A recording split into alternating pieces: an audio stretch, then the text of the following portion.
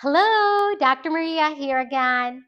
Today I want to talk to you about setting health intentions.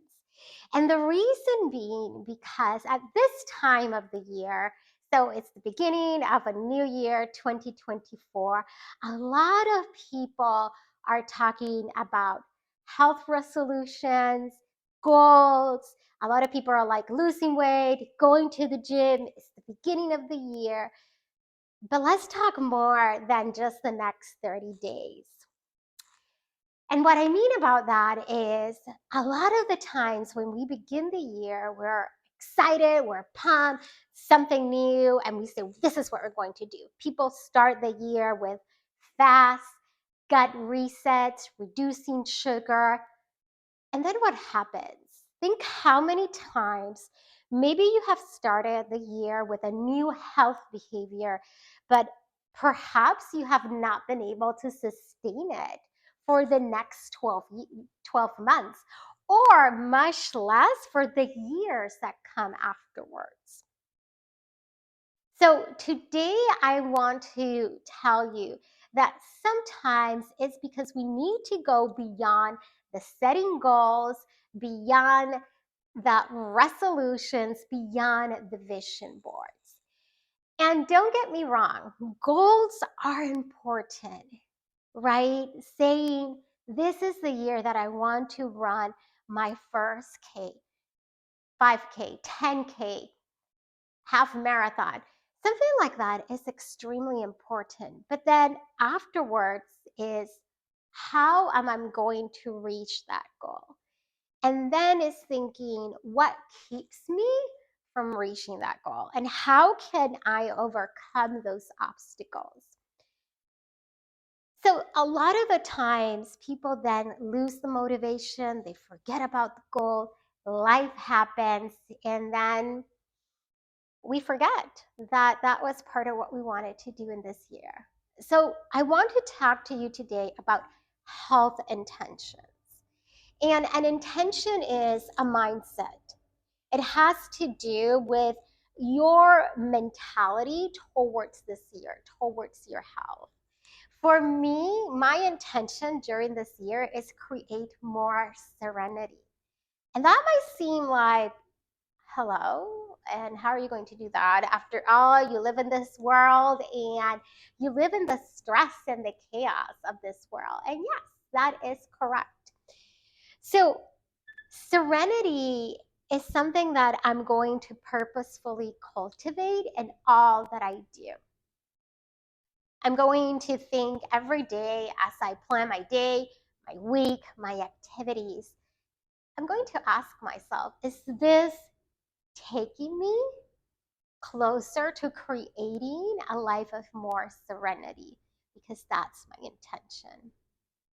The other thing is that not only is intention a mental attitude where you say, I'm going to create this because you believe in yourself and you know that you have the capacity to say no to the things that are making that intention and that new behavior and that goal challenging.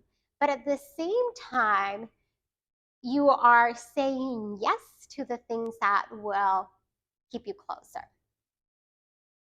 Another thing about intentions is that an intention is not only a word and a mentality and a mindset towards where you're going this year, but it's also related to an emotion that provokes in you, a feeling that provokes in you. And it just happens to be that in my case, I choose serenity. And when I think about serenity, the emotions, the feelings is calm, peace, slowness. It's a very different way of living life compared to how culture right now tells you. So something else also that will help you is thinking, okay, is this that I'm planning on doing today not only taking me closer to that intention, helping me create that intention, whether it be serenity, whether it be joy, but then also is that taking me and creating the feelings that I want to experience? the serenity, the joy, the peace. So that is very broad what an intention is. And it's different than a resolution or a goal because it's something that you're continuously working towards too. And when it comes to your health, I want you to take that same mentality, feelings in terms of setting intentions for your health. And this goes beyond losing maybe 10 pounds. This might go beyond doing your gut reset, coming off of sugar, coming off of some of your medications, exercising, right? Going to the gym. This is the way that I'm going to approach my health. It is the mindset and the feelings that I want to create when it comes to my health because you are aware that you have, again, power and capacity over those things.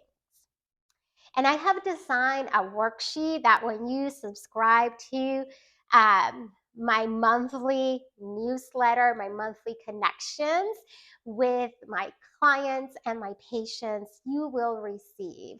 And I will put the link in the comments so that you can subscribe. And it's a worksheet that will guide you in terms of how to decide what is your intention for your health and then help you set the goals in different areas or what we call pillars of health. And these are the pillars of nourishment, so how you nourish your body with food, movement, and hopefully this is fun, playful movement for you. How you manage the stress and the chaos and the anxiety of this world, how you take care of your sleep, because more and more we know that sleep really interacts with our hormones, our nervous system. It can really help when you sleep. It will help prevent dementia, loss of memory. So we know that sleep is an important pillar. The pillar of your relationships, because we know that loneliness is the same as smoking 15 cigarettes per day. And finally, the pillar of, I call pleasure. And what I mean by that is all of us need and want to experience pleasure in this life and in this world. But my question to you is, how are you going to experience that? Are you going to engage in behaviors that perhaps are not leading you towards that health intention? Or are you engaging in behaviors that give you pleasure and that help create that intention? And basically that means is, are you engaging in behaviors of pleasure that are destroying your health? And it doesn't necessarily have to be like drugs or substance or alcohol. There are other things that perhaps give you pleasure, like scrolling in your phone, and that is taking that dopamine in your brain that at the end are actually not helping you be healthy. So we all need pleasure. Pleasure is not something bad. Wanting and seeking pleasure is not something bad. It's just about how we choose to fulfill that need.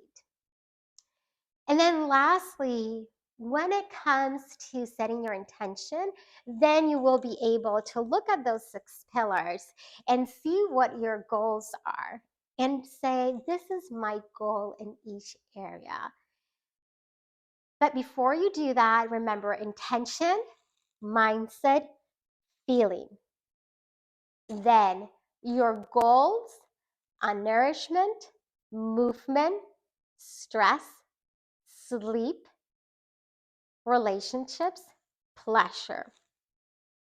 And the final thing that I want to take you with is, after you do that, then I want you to decide for each one of those one thing that you can do per month. So decide today one thing that you can do per month that will lead you closer to that intention and to that goal. But then once you decide on that and you see, okay, my goal when it comes to nourishment is that I'm going to eat 3 servings of vegetables per day. That's a lot more than what the majority of the people in the United States eat. And then, so you have your goal because that's go with your intention of being strong. That's your health intention. You want to be strong this year. And then I want you to look at that goal and say, what would keep me from reaching that goal? I have to go to the grocery store. I have to cook, right? Think about what would be the one thing that would be your biggest obstacle. And then I want you to think, how could I make that easier? So, for example, I want to eat more vegetables. So, maybe buying the vegetables that are already pre cut or frozen vegetables that they're not going to get smushy if I don't eat them super quick in the refrigerator. The ones that come pre cut, so then I don't have to spend the time cutting them. So, those are the small things that sometimes we miss, and sometimes we think that reaching your health goal has to be this little magic woo woo thing. When really setting an intention for your health of being stronger and then breaking it down into, so how does my intention of being stronger in my health look into all of these 6 pillars? It's pretty simple. And then it's just a matter of thinking, okay, so how can I make the behavior that is going to take me closer to my goal easier, more sexy, more attractive, so that those other behaviors that will keep me from it are actually more challenging, right? So, another example would be, hey, if you want to eat a fruit per day, why keep the fruit in the refrigerator and then the chocolates in top of the table in the kitchen?